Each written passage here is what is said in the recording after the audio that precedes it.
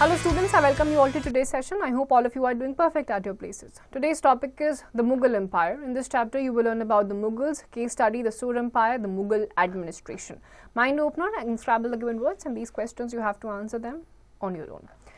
In the 15th century, India presented a very sorry state of affairs. It was divided into many petty states which were always fighting with each other. There was no power strong enough to control them. The Delhi Sultanate had become weak and ineffective. The last of the Lodi Sultans, Ibrahim Lodi, was proud, cruel and inefficient. He ill-treated Daulat Khan Lodi, the governor of Punjab, and insulted his son. The powerful nobles in their turn plotted against the Sultan and invited Babur, the ruler of Kabul, to invade Delhi. Babur prompted a march to Delhi in 1526 CE and defeated Ibrahim Lodi in the first battle of Panipat. बहुत सारे ill affairs, sorry affairs 15th century में India में देखे गए थे because of so and so and number of factors. Babar को बुलाया गया in Delhi में invade करने के लिए. He invaded Delhi and then he defeated Ibrahim Lodi in the first battle of Panipat.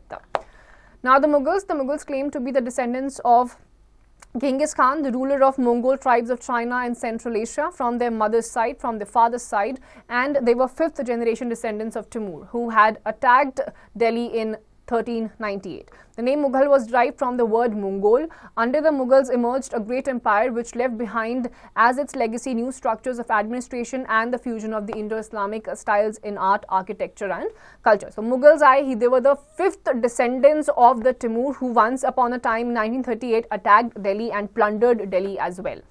Now NEP quest, why were rulers fighting with each other during Sultanate period? For obvious reasons, for creating their own empires in different places. Now there's a case study, the Sur Empire. Sur dynasty was founded by Sher Shah Suri. He was also called Farid. Sher Shah joined the service of Bahar Khan Lodi of Bihar, who conferred on him the title of Sher Shah for his courage in killing a tiger. Because he was into very much bravery kind of activities, he also killed a tiger. That's why this name was given to him, Sher Shah Suri. Now Sher Shah 1540 to 1545 CE, Sher Shah ruled over a huge empire extending from Bengal to the Indus. Sher Shah was a brilliant administrator. He re-established law and order and paid great attention to the development of trade and commerce and the improvement of communications in his kingdom. Sher Shah built many roads. He also set up 1700 sarais or inns for the safe stay of the travelers. To promote trade and commerce, he standardized coins, weights, measures, and Sher Shah made fine coins of gold, silver and copper of uniform standard. He introduced the currency called Rupaya. He fixed standard weights, measures all over the empire. Sher Shah was very strict about managing the law and order.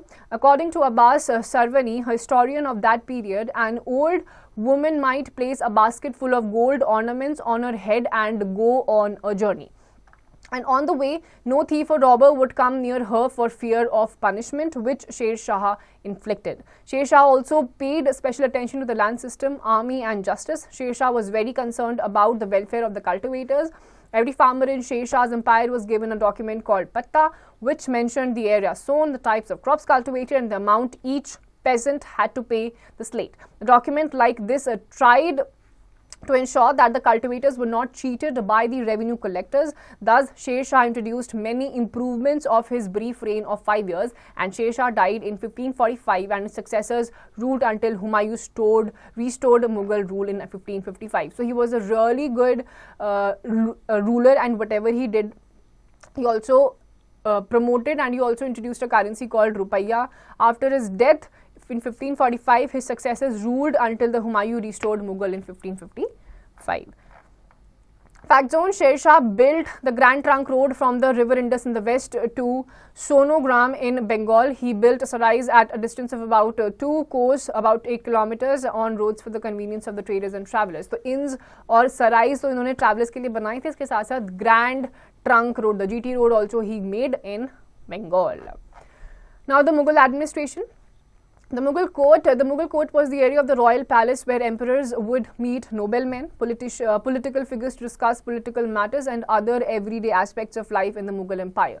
The Mughal courtly culture promoted Persian as the language of culture and Urdu as the language of administration. The Mughal court जो था, it was an area of very royal palace जहाँ पे emperors मिला करते थे, अलग-अलग political topics के बारे में discuss किया करते थे, and they also promoted the Persian culture and they introduced Persian language of culture and Urdu as the language of administration.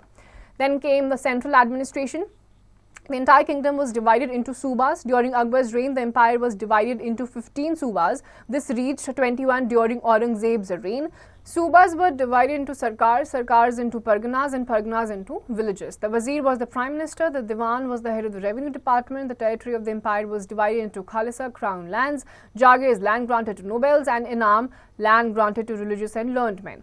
The Khane-Samam looked after the royal household. The Qazi was the chief judge. He appointed Qazis, kept a watch on their courts, and advised the emperor on related matters. तो इसी time पे entire kingdom was divided into subas. Subas आपके सरकार, सरकार आपके परगनाज में divided थे, and parganas were divided into villages.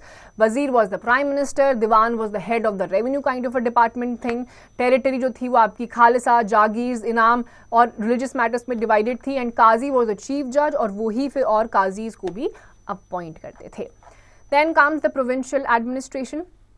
At the provincial level, the Subedar looked after the welfare of the people and the army. He was also supposed to take up activities such as building sarais, wells, gardens, rest houses, roads, etc. The revenue department was headed by the Diwan, who maintained accounts of revenue and salaries. Military matters came under the purview of the Bakshi. Subas were further subdivided into districts or sarkars. The two main officials at this level were the Faujidar and the Amalguzar. The Faujidar was responsible for the maintenance of law and order.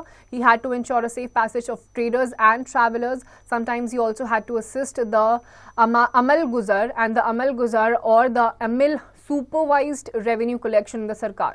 Every sarkar also had a thanedar who maintained law and order and provided military supplies.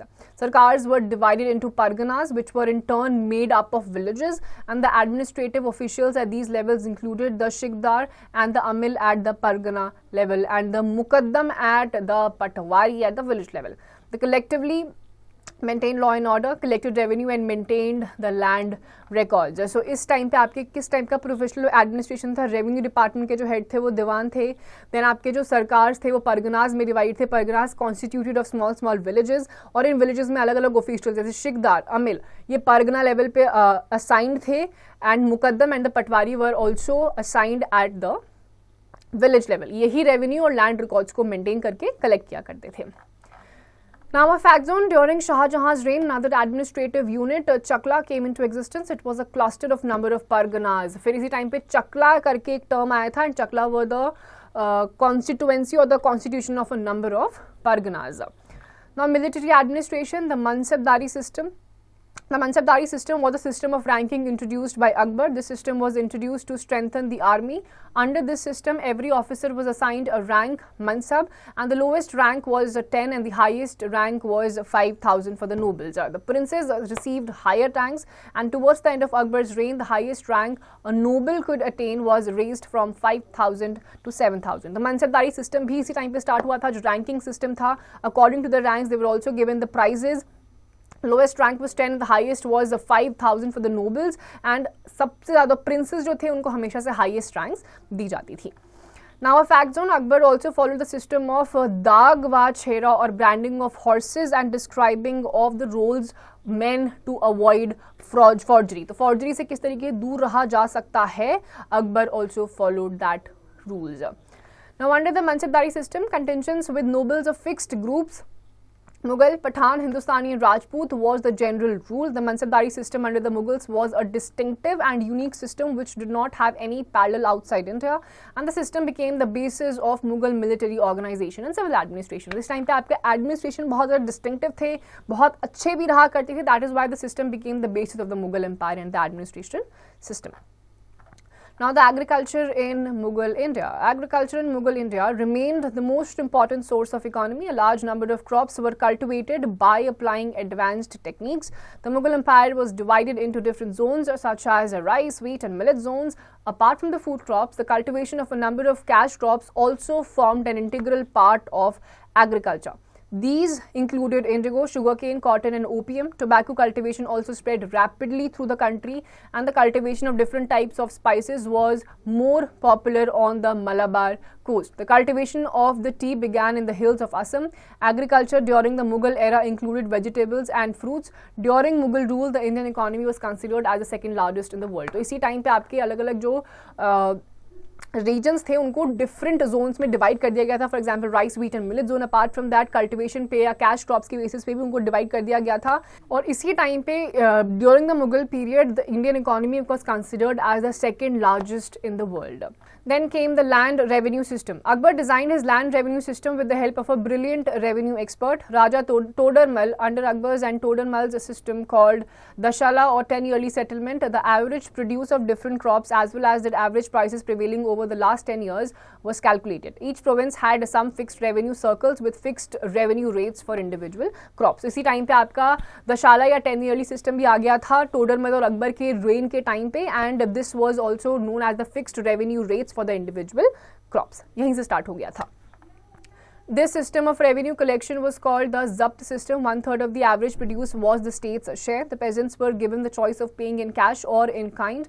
Though the government preferred cash payment, Akbar was concerned about the peasants' welfare. The peasant was given remission in the land revenue if crops failed due to droughts, floods, etc. तो floods या droughts के time पे अगर कुछ mishappening हो जाती थी किसी भी catastrophic event में, तो इसी टाइम पे as land revenue compensation भी दिया जाता था. Peasants were given loans to buy seeds, implements and animals. So the peasant could not be thrown off the land as long as he paid the land revenue. Emperor Akbar decided to classify land according to its fertility. Palaj is a land which is cultivated every year and is never allowed to remain uncultivated. Paroti is a land which is not cultivated for some time so that it can regain its natural fertility. Then came the Chachar is a land that has remained uncultivated for 3 or 4 years. Banjar is a land which has uncultivated for 5 years or more. And in Akbar's empire, different revenue rates were fixed for each of these land categories, and Akbar's land revenue system continued till the end of the Mughal empire. अब 3 type की land categories इन्हीं के time पे आ चुकी थी.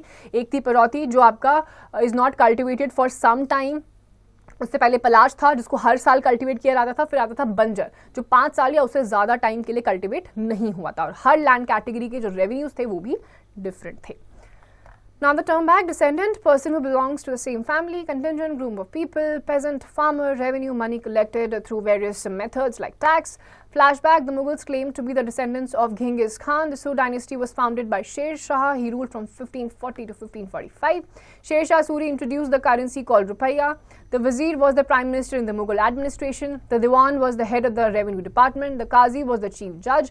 Subas were divided into districts or sarkars. Mansabdari system was introduced to strengthen the army, and the system of revenue collection was called the Zabt system. So these were different kinds of systems in different dynasties that were prevalent in different time periods in India. Now the evaluation time, fill in the given OMR sheet. The correct option. Rana Pratap was the governor of Punjab. Fill in the blanks. The powerful nobles plotted against Sultan and invited Babur. Right T for true and F for false against each statement. The Suri dynasty was founded by Sher Shah Suri. This is absolutely correct. Very short answer type questions. When was the first battle of Panipat fought? So the first Panipat battle was fought in the year 1526 around. C, the Common Era. Short answer type questions. Write a short note on the Mughals. Mughals were the most prominent ones. उन्होंने ही Lodhi dynasty के time पे जो gardens वगैरह बनते थे उन्हीं को pattern को फॉलो करते हुए they were the most powerful in the Indian history. Long answer type questions. Write a detailed note on the Mughal central administration. किस तरीके का इनका central administration था? अभी हमने एक तो बिल्कुल लेटेस्ट पढ़ा था कि इनके land categories उन्होंने divide कर दी थी on the basis of the cultivation processes, and the revenue that used to get collected from these land categories were also different. Skills enhancing corner, map work on an outline map of India. Highlight the parts of India under Sher Shah Suri's empire. Sher Shah Suri के empire पे कौन से Indian states या Indian places थे जहाँ पर उन्होंने शासन किया था. Take a map and outline it. Now you have the NCERT corner, certain questions alongside the answers with explanations. Do it properly, go through it properly, revise the entire chapter with utmost concentration, and rest of the exercise questions. Please do it yourselves.